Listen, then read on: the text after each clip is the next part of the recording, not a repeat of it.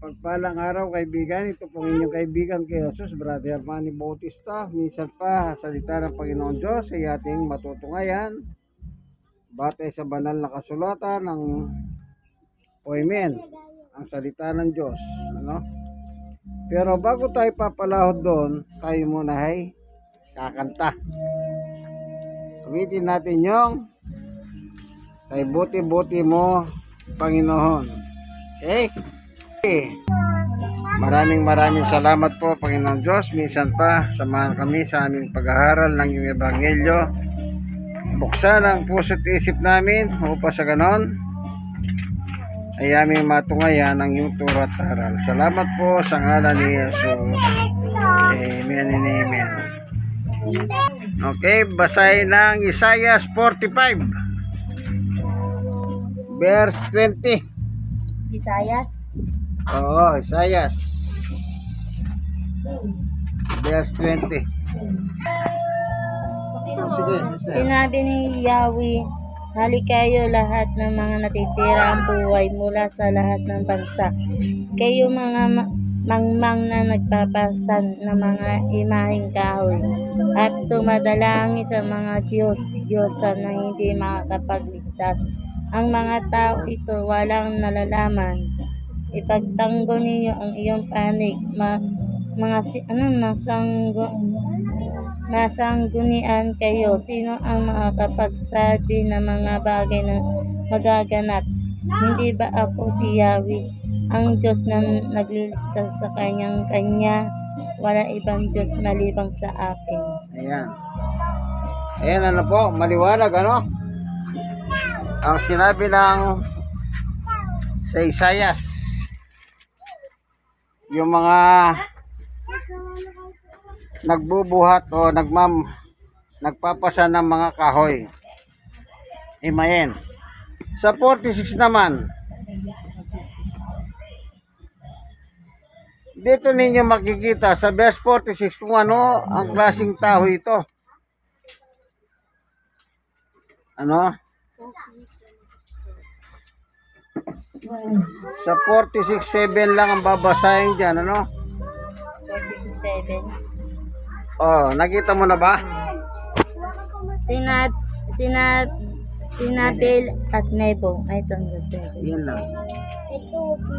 1 to 7. Ay, ito 7 lang. Oh, yan lang.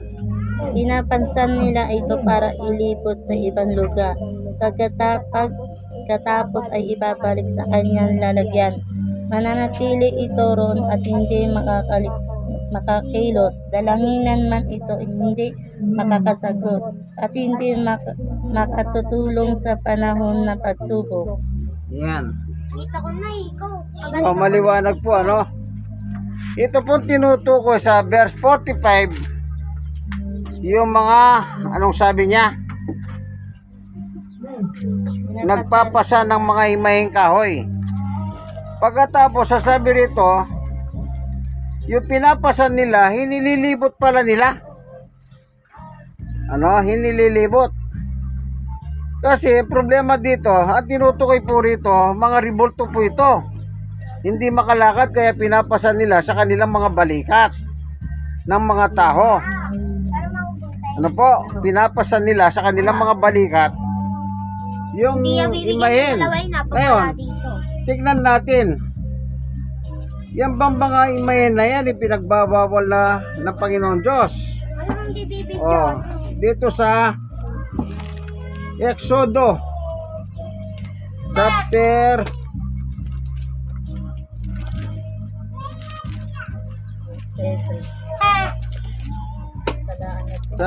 20, 4 and 5.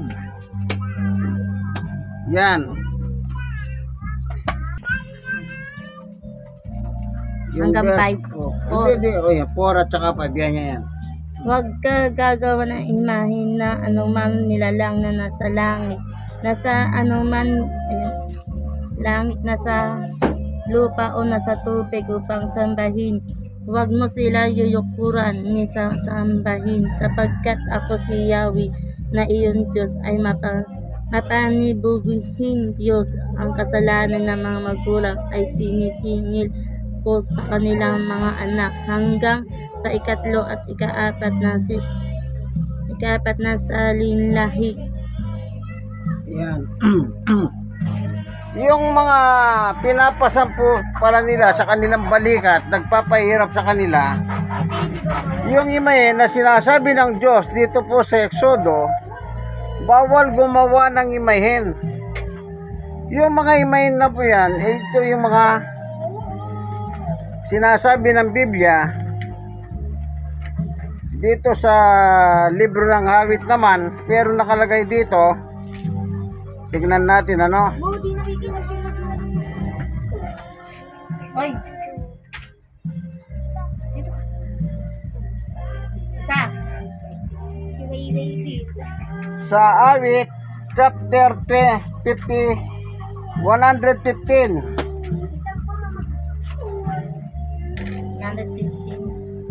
ng Awit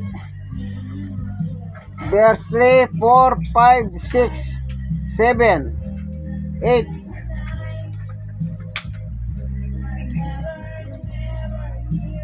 Yan, yung imahen dyan, makikita natin kung ano ang description. Lusa sa top, verse 3, ha, sa 3, yan. 3 hanggang Hanggang 8.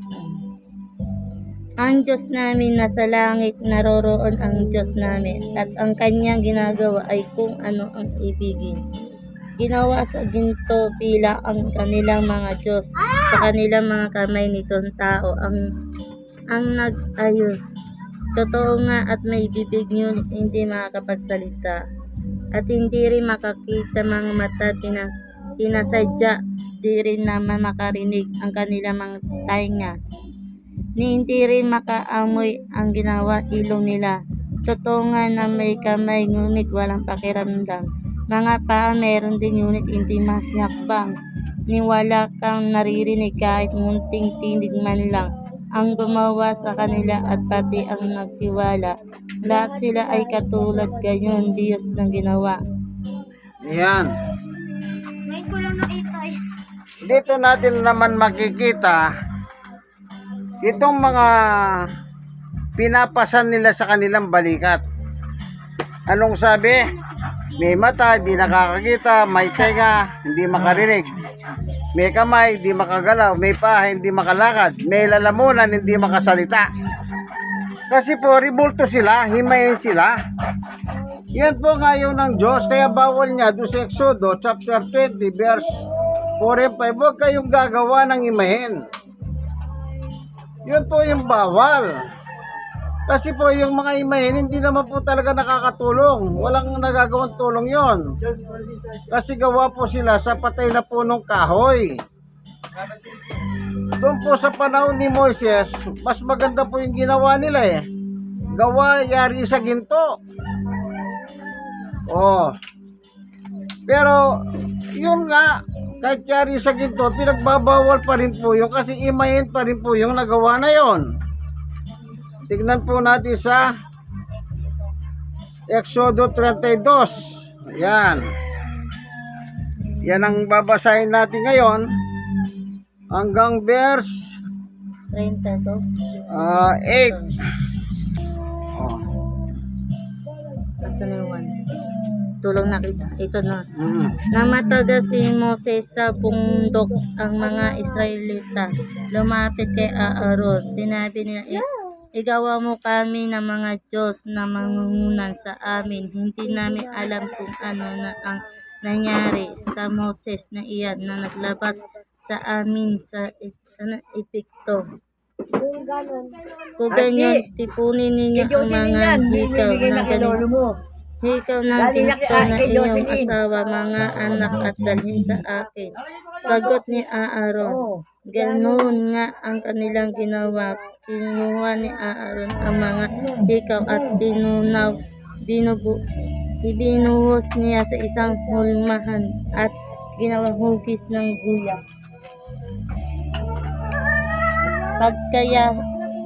Pagkayari, sinabi nila Israel, narito ang Diyos mong naglabas sa inyo sa Egypto.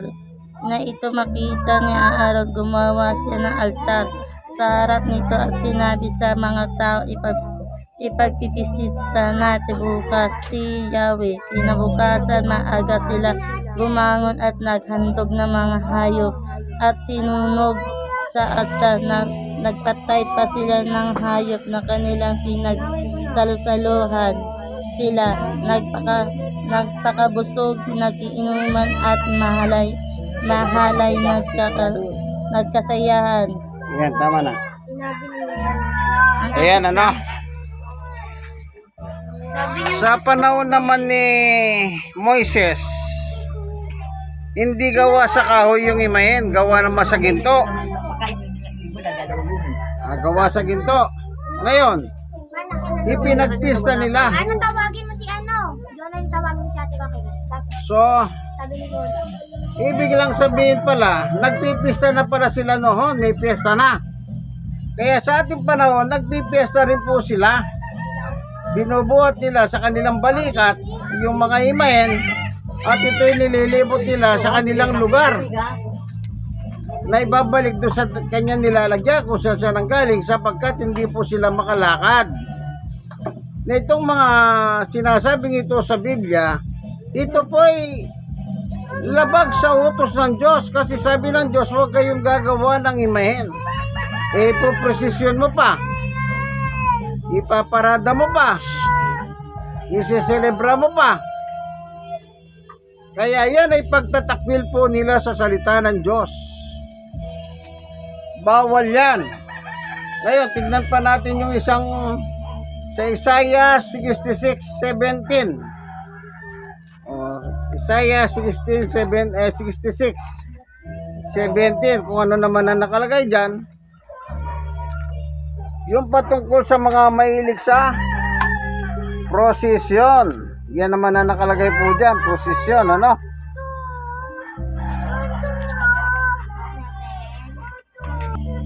Ito. Ayan. Ang sabi ni Yahweh, malapit na ang wakas ng mga naglilinis ayon sa tuntunin ng pagsambabanggan na sumasama sa nagpupursisyon patungo sa mga sagradong hardin at kumakain ng karne ng baboy, daga at iba pang hayop na marumi. Ayan, tama na. Ayan, ano, nakita nyo? Sa panahon pala ni Isaias, meron na pong prosesyon.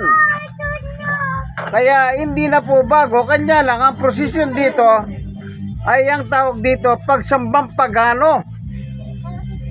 Ngayon, yung pala nagpo-prosesyon sa panahon natin, sila po ay mga pagano pala.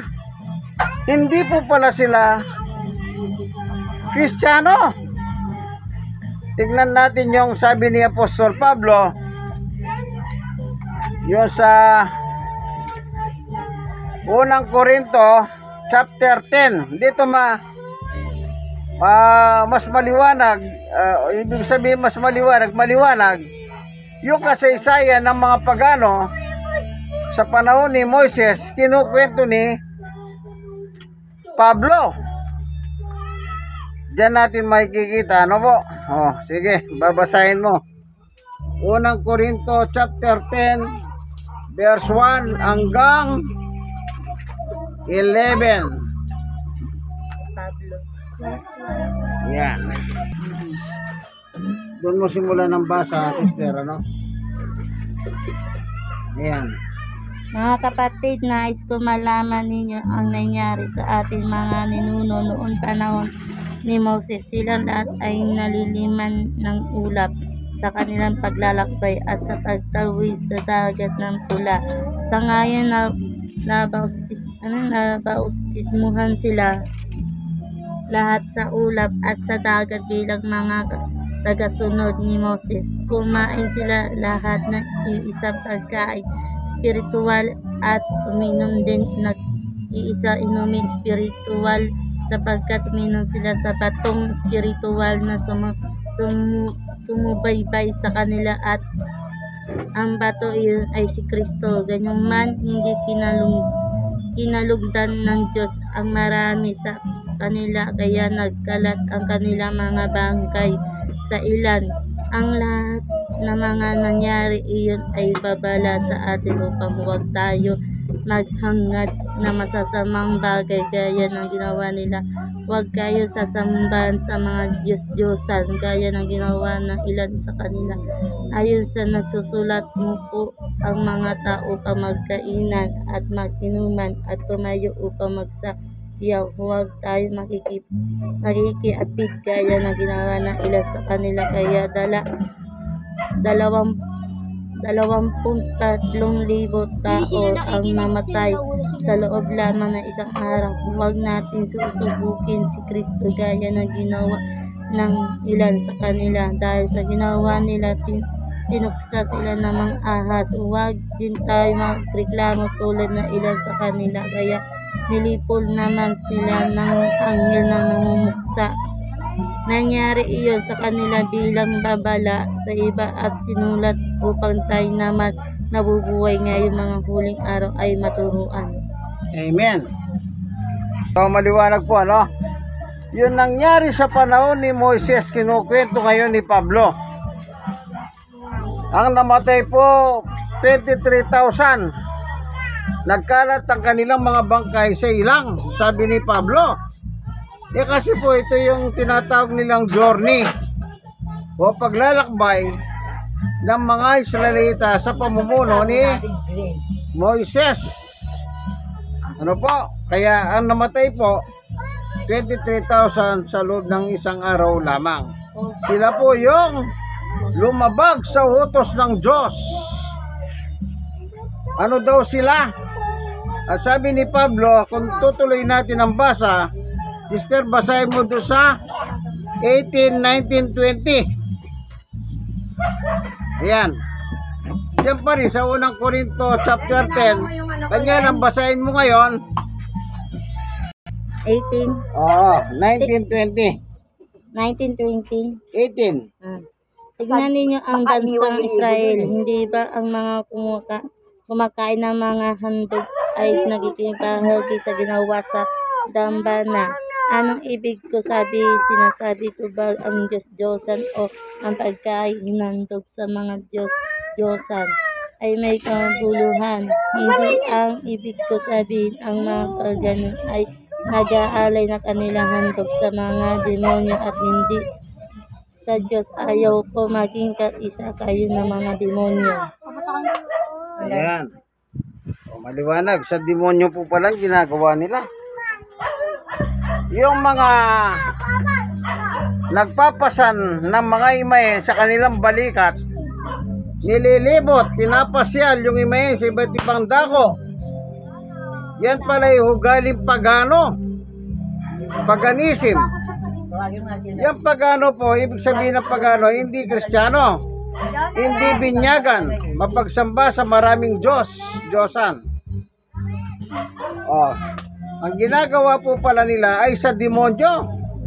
Naghahandog sila sa demonyo. Yung kanilang ginagawang sumasama sila sa mga prosesyon. Kaya yung mga ginagawa ng mga nagpo-prosesyon ay sa demonyo pala nila yung ginagawa. Kaya sabi ni Pablo, sa kanya nasasakupan, sa kanya mga tinuturuan, maliwanag ang sabi niya, ayaw kong maging kaysa kayo ng mga demonyo. Kita nyo po, gano'n na lang ang pagmamalasakit ni Pablo sa kanyang panahon na meron palang sa demonyo ang paglilingkod. Ito po, yung nangyari sa panahon ni Moises na kinukwento naman ni Pablo sa Bagong Tipan. Na yung ginagawa nila, ang sabi niya, sister, basahin mo lang sa 11, ano yung 11 lang? Ito. Hindi, yung palang kanina, yung sa verse 11. Ito. Nangyari iyon sa kanila bilang babala sa iba at isinulat upang tayo naman nabubuhay ngayong mga huling araw ay maturuan. Yan lang. So maliwanag po ano? Yung nangyari po sa kanila pala, sa panahon nila, at sinulat sa panahon natin, sabi ni Pablo, tayo ay tinuturuhan. Alam niyo yung kasaysayan ni Moises, yun ang itinuturo nila sa ating panahon. Na anong sabi ni Pablo? Huwag natin silang gayahin. Pero ang nangyayari po ngayon, ginagaya po eh. Noon, may prosesyon. Ngayon, may prosesyon. Hindi ka pempe. Noon, may nagbubuhat sa balikat ng mga rimahen. Ngayon, panahon natin, may nagbubuhat ding imahen sa kanilang balikat. Baba niya sa mat. Oh. Kopyang-kopya. Kopyang-kopya po. Sila noon, nagdiwang, nagpiesta. Ganon din po sa panahon natin ngayon, sila ay nagpipesta. Ang sabi noon, nagkatay sila ng baboy. Ganon din po ngayon, pag pesta, nagkakatay ng baboy. Ang sabi noon, nagsayawan. Ngayon din po yung pesta, nagsasayawan. Noon, ang sabihin, nagiinuman. Ito ngayon, sa pesta rito, walang ginawa kundi maginuman. Kopyang-kopya. Pera-pera. Yung pala ay hindi pala sa Diyos yun, kundi sa demonyo. Kaya sabi ni Pablo, ayaw kong maging kaisa kayo ng mga demonyo. Nasa inyo po kayo, alam niyo po ito nasa inyong paseyan, gusto nyo gayahin ng mga demonyo? Nasa inyo, magpiesta kayo. Ito, kung ako tinatanong nyo, huwag na kayo magdiwang ng pesta. Kung gagawin nyo lang yung ginawa ng tao noong panahon ni Moises, yung kasaysayan ni Moises at yung sinabi ni Propeta Isaias, yung imahin po, rebulto po yan sa totoong buhay. Rebulto. Gawa po sa kahoy. Ngayon po, iba na po yung rebulto ngayon. Gawa sa fiberglass. Yun ang pinakamagahan, fiberglass. Gawa sa China yung materialis ng fiberglass na siya namang ginagawa ng tao ngayon sa ating panahon. Kaya nakakatakot po. Hindi naman po ito panunulig sa pagsasabi lang ng katotohanan. Nagbabasa tayo sa Biblia. Ganon din si sister, nagbabasa siya sa Biblia. Tsaga-tsaga kami para pare-pareho tayong matuto. Hindi po panunulig sa ito. Yung iba sabi niya, naninira kayo ng reliyon. Hindi rin po paninira paglalahad ng katotohanan. Kung gusto niyo po maging karapat-dapat sa Diyos, sundin niyo po ang Diyos. Anong sabi niya? Huwag kayong gagawa ng imahen. Huwag kang gagawa. Yung iba naman, hindi naman po kami gumawa, binili kami. Ganon din yun. Ibig sabihin, huwag kang magkakaroon. Bumili ka, di nagkaroon ka. Ganon din yun. Huwag na kayong mga tuwiran. Sana kung tama ang katwiran nyo, okay lang. Pero kung wala naman po sa Biblia, ngayon, ito tayo may tayong babasahin. Yung ban nasa Biblia, dapat ba natin basahin at sundin? Ayan. Doon sa Apokalipsis 1:3, tignan nyo po nakalagay. Tignan natin. Ano? Ano? Pahayag 1:3. Ito ang pahayag. Ito. O nga, yung verse 3. Ay, 3. 2. Ito. Sige. Pinagpala ang bumabasa ng aklat na ito, ang mga nakikinig sa prosesya dito at tumutupad sa nasusurat dito sapagkat malapit na itong maganap. Amen. Ano yun na? Mapalad. Sino daw po yung mapalad? Yung bumabasa. Yung nakikinig at sumusunod. Kailangan yung nakalagay sa kasulatan sa Biblia, yun po ang masunod. Ngayon, ang tanong, yung prosesyon ba inuutos ng Diyos? Hindi. Kung hindi inuutos ng Diyos, bakit ginagawa ng tao? Kaya nga po bawal, kasalanan. Kaya yung kasaysayan ni Moises, pinarusahan po sila ng araw na yon, 23,000 po ang namatay. Nagkalat ang bangkay nila sa ilang, sabi ni Pablo. Bakit? Gumawa nga po sila ng imahen At kanila pinasa sa kanilang balikat, pinagdiwang pa. At tinandugan pa ng hayop. Nagsunog sila. Kasi gumawa si Aaron ng andugan. O, naghandog sila. Hindi bali pong, alam niyo po yung paghahandog, batas po ng Diyos yan eh. Pero kung inahandog mo sa maling parahan, bawal yan.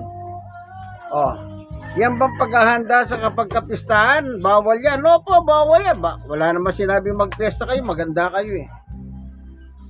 O, pero kung ipipesta ninyo yung tungkol sa Diyos, walang problema kung sa Diyos. Yung problema mo doon sa mga images o mga himayeno, rebulto ang ginagawa ninyo. Huwag po tayong lumabis. Kasi tignan natin ano, meron kasing babala rito. Ano? Ito. Babala. Babala. Dito sa, diyan pa rin sa pahayag, sa chapter 22. Ang panalangin. Eche! Chapter 22.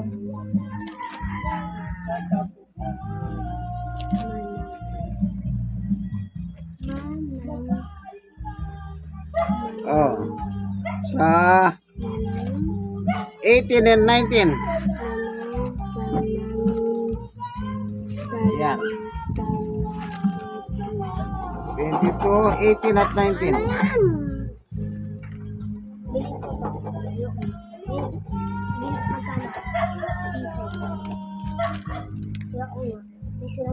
Eighteen. Ano dyan? May bala yun. Saka 19.